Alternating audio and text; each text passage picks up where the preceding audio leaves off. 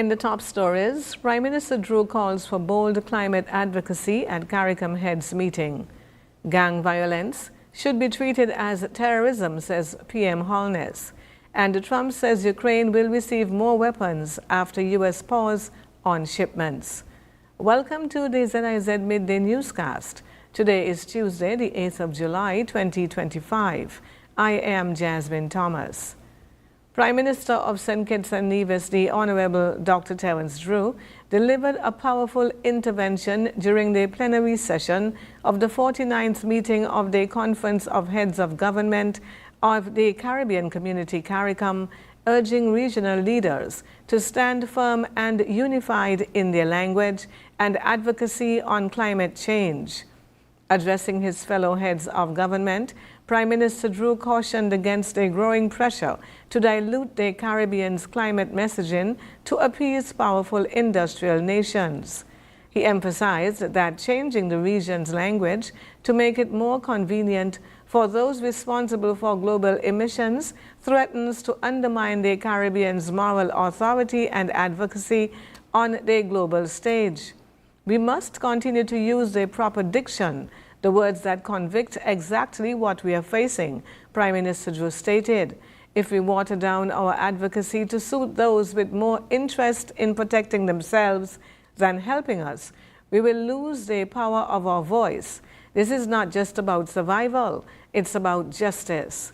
Dr. Drew highlighted historical parallels to colonialism and long-standing global injustices faced by the Caribbean region, including the exploitation surrounding the sugar and banana industries, the struggle for reparations, and inequitable trade practices. He warned that the same patterns are now being repeated in the climate space.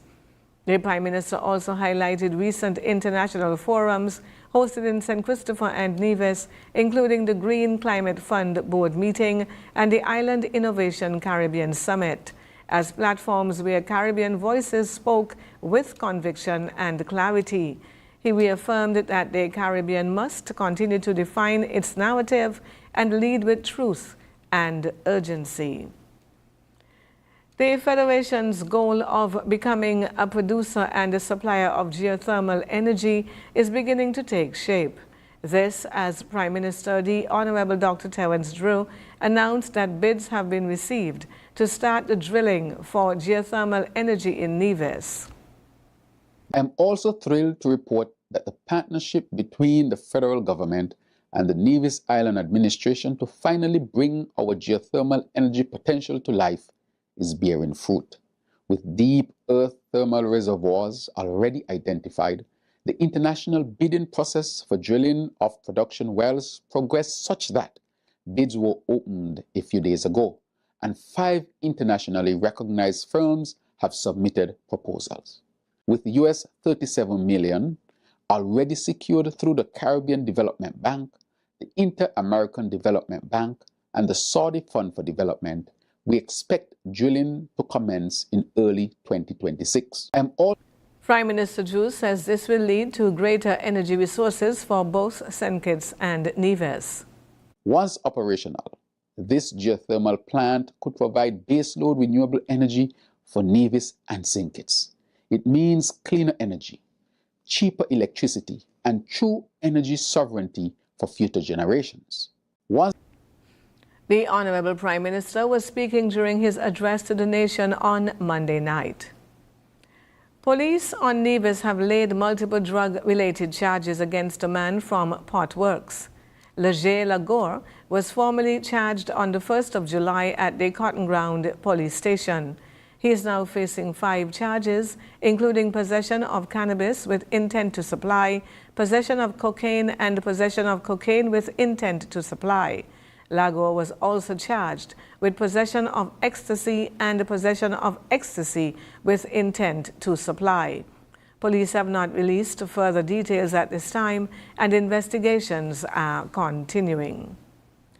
In regional news, addressing the opening ceremony of the 49th meeting of the Conference of Heads of Government of CARICOM, Jamaican Prime Minister Andrew Holness called for CARICOM nations to take a strong and coordinated stance against organized criminal gangs, urging that gang violence be regarded as acts of terrorism.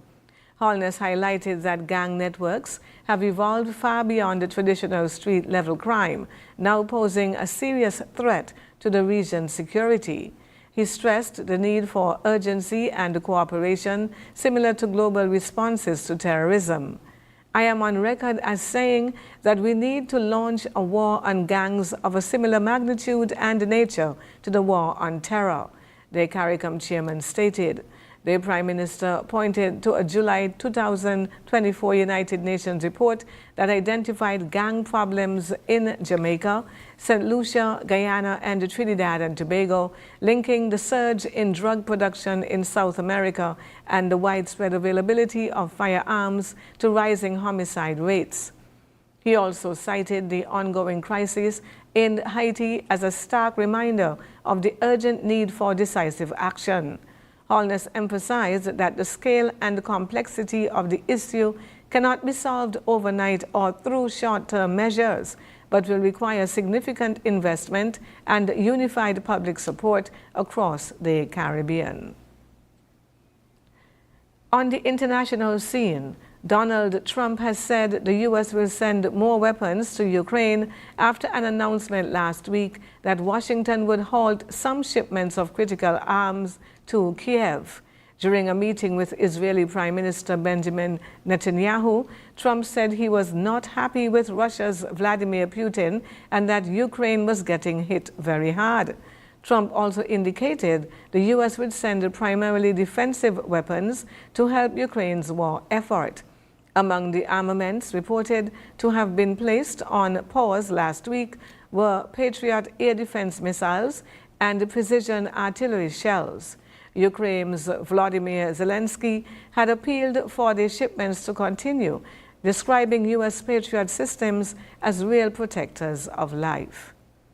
And now for the weather. Present weather is partly cloudy with slight dust haze. Winds are moderate from the east at 13 miles per hour. Seas are 1.2 to 1.8 meters or 4 to 6 feet. The weather forecast for today and tonight predicts partly cloudy skies with a 60% or moderate chance of brief passing showers. Sunset today will be at about 6:49. Sunrise tomorrow morning will be at about 20 minutes before 6. And that brings us to the end of the ZIZ Midday newscast. Join us this evening for these stories and more in detail. Thank you for tuning in. I am Jasmine Thomas. God bless you.